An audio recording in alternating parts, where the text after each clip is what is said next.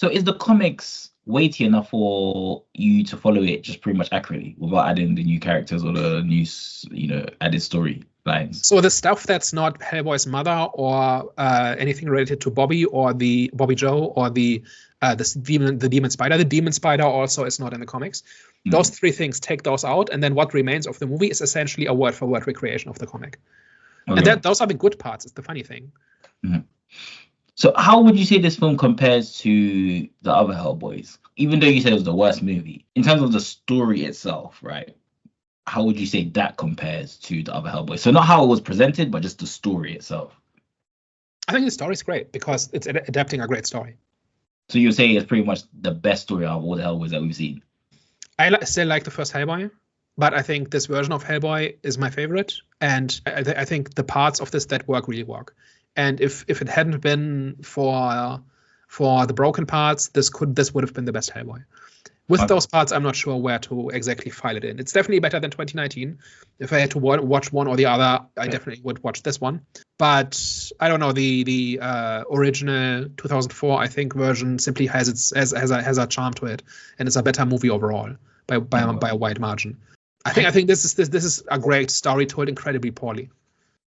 I was gonna say I actually think I enjoyed this one a little bit more, just with how like weird and wonderful it was, kind of like getting in like the witches aspect of it, and like some of like the visuals as well. Like when, like a really weird one was like when that witch was like kind of like being suspended in the air, and she had like that snake kind of like going in and out of her, like back and forth consistently. I was like, it was just like stuff like that, which I think there's a whole bunch of cool stuff in there. Like when Cora re-enters her skin, that's a great sequence. Yeah, that was good. Everything to do with like that scene where Cora kind of gets possessed by the witches and the snake is just on this infinite loop. That's a great image. Doesn't add up to very much, doesn't mean very much, but it's a great image. Where she's suspended in midair and the snake kind of goes in and out. Yeah. That's a wonderful, that's like a trailer shot. Yeah. And in the comics, she basically says, "Oh, I can't go any further because we are in witch country now, and I can't go." And then so she remains behind, which I think just simply makes more sense on a story and character level. But it's a cool image, and I don't know how I feel about that. Just like my view is, if you're gonna do something like this, make it fit in the story, and I don't think it really does. But okay, there's a whole bunch of cool stuff here, like even just the setting of Appalachia, like the way witchcraft is kind of woven into people's lives, and they're just a fact of life for them. Like all of that works, all of that is great. Yeah. But that's because it doesn't come from this movie; it comes from somewhere else. What about the witch that was like antagonizing them? Like I thought she was great. Anytime like she was. Is that from the comics as well, or is that? Yeah, that's from the comics. Okay, yeah.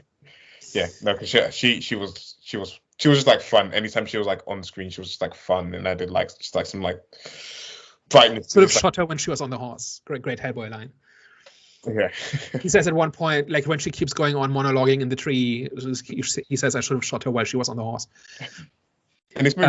I don't know if I'm. Yeah. It's one line. It's very quickly. Also, one thing actually they added that I liked was that when he hears the call of the witches, and he says to Bobby Joe, "The hills are calling to evil," and I know because I heard it too.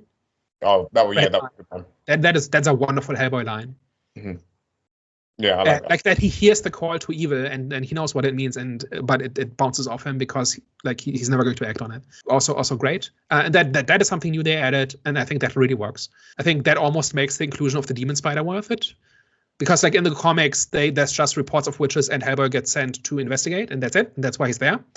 And that's why he's talking to people. And here adding in the whole thing about the demon spider and the train crash and just wandering into people's lives and starting to mess with them does not really work, I don't think.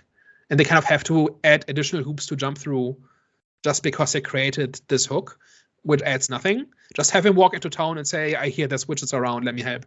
That's all you need. That's the start of the story. But for some reason, I didn't think that it was good enough.